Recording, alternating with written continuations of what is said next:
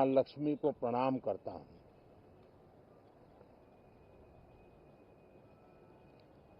और ऐसे अवसर पर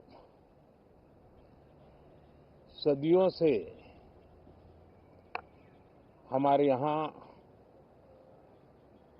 मां लक्ष्मी का पुण्य स्मरण किया जाता है।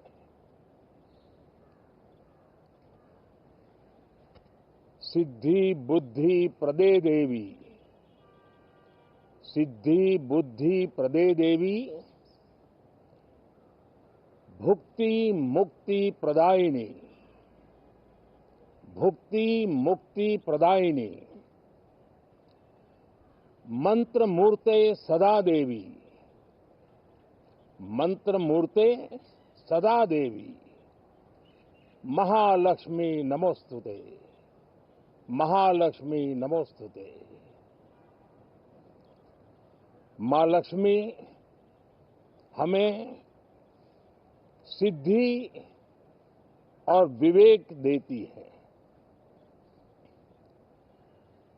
समृद्धि और कल्याण भी देती है। मैं मां लक्ष्मी से प्रार्थना करता हूं कि देश के हर गरीब एवं मध्यम वर्ग समुदाय पर मां लक्ष्मी की विशेष कृपा रहे। साथियों, हमारे गणतंत्र के 75 वर्ष पूरे हुए हैं।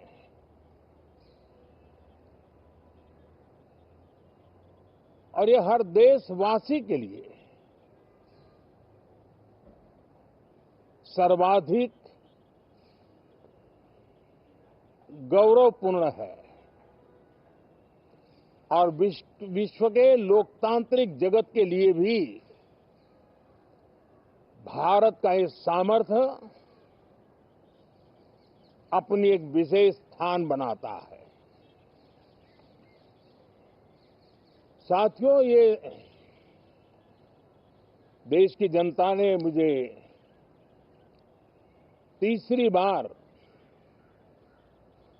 ये दायित्व दिया है और इस तीसरे कार्यकाल का ये पहला पूर्ण बजट है।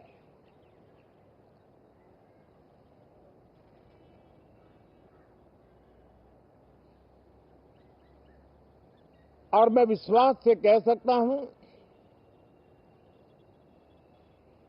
कि 2047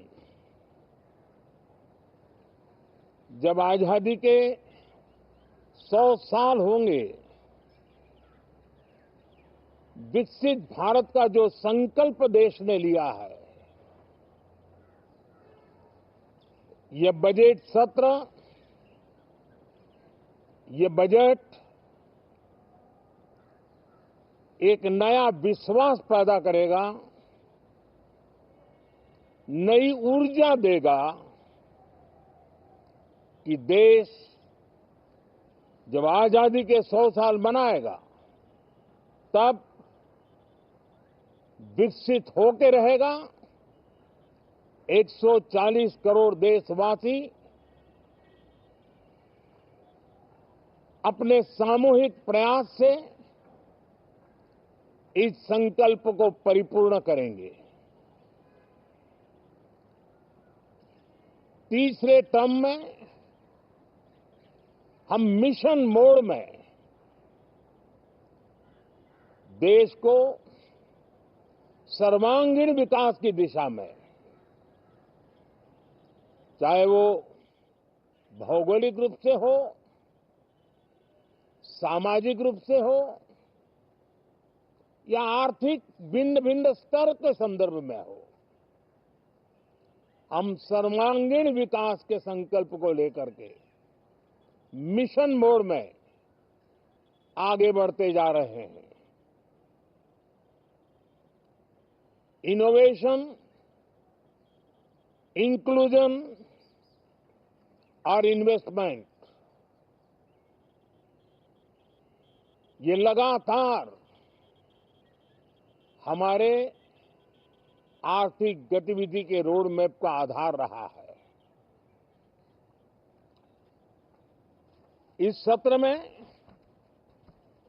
हमेशा की तरह कई ऐतिहासिक बिल पर सदन को चर्चा होगी और व्यापक मंथन के साथ वो राष्ट्र की ताकत बढ़ाने का काम करने वाला कानून बनेंगे। विशेषकर नारी शक्ति के गौरव को पुनः प्रस्थापित करना, पंथ संप्रदाय के भेद से मुक्त होकर के हर नारी को सम्मानपूर्ण जीवन मिले, उसको भी समान अधिकार मिले, उस दिशा में इस सत्र में कई महत्वपूर्ण निर्णय लिए जाएंगे। Reform, perform and transform. जब विकास की तेज गति को प्राप्त करना होता है तो सबसे ज्यादा बल रिफॉर्म पर रहता है। राज्य और केंद्र सरकार ने मिलकर के परफॉर्म करना होता है और जन भागीदारी से हम ट्रांसफॉर्मेशन देख सकते हैं। हमारा युवा देश है, युवा शक्ति है और आज जो 20-25 साल की आयु के नौजवान है, जब वो 45-50 साल के होंगे तब वो विकसित भारत का सबसे बड़े बेनिफिशियरी होने वाले हैं। उम्र के उस पड़ाव पे होंगे, नीति निर्धारण की व्यवस्थाओं में उस जगह पे बैठे होंगे कि वे गर्व के साथ आजादी के बाद जो शताब्दी शुरू होगी, एक विकसित भारत के साथ आगे बढ़ेंगे। और इसलिए ये विकसित भारत के संकल्प की पूर्ति का प्रयास, ये अथाग मेहनत आज जो हमारे टीनेजर्स हैं, हमारी युवा पीढ़ी है, उनके लिए ये एक बहुत बड़ा तोहफा बनने वाली है। जो लोग 1930 में, 42 में आजादी के जंग में जुट गए थे, पूरी देश की युवा पीढ़ी खप गई थी आजादी के जंग में, और उसके फल 25 साल के बाद जो पीढ़ी आई उसको नसीब हुए। उस जंग में जो नौजवान थे उनको नसीब हुए। आजादी के पूर्व के वो 25 साल आजादी के जश्न मनाने का अवसर बना। वैसे ही ये 25 वर्ष समृद्ध भारत, विकसित भारत, ये संकल्प से सिद्धि और सिद्धि से शिखर तक पहुंचने का देशवासियों का इरादा। और इसलिए बजट सत्र में सभी सांसद विकसित भारत को मजबूती देने के लिए अपना योगदान देंगे।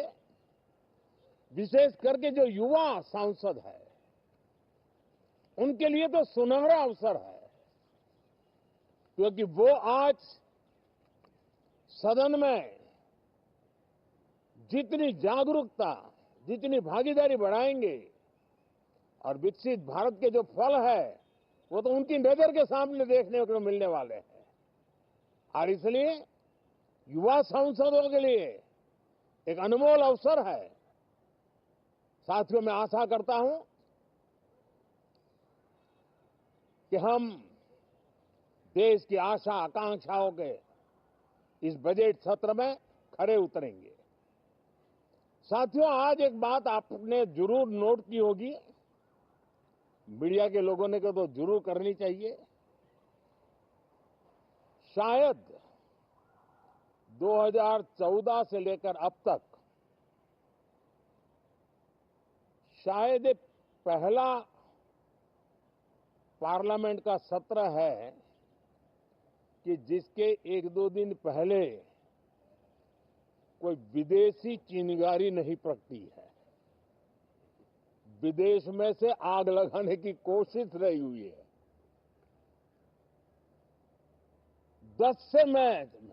10 साल से यानी 14 से देख रहा हूं, हर सत्र के पहले शरारत करने के लिए लोग तैयार बैठते थे और यहां उसको हवा देने वालों की कोई कमी नहीं है।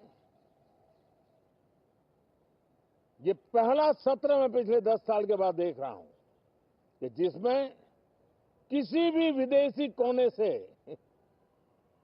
कोई चिंगारी नहीं हुई। साथियों, बहुत बहुत धन्यवाद।